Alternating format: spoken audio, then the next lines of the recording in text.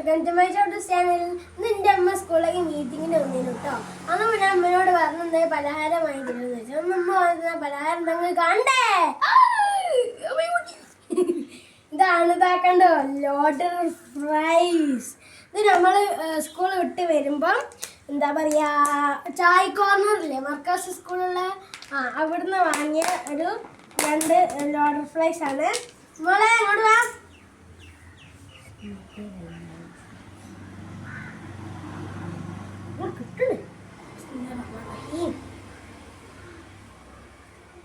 കുറച്ചിട്ട് കൊടുക്ക്.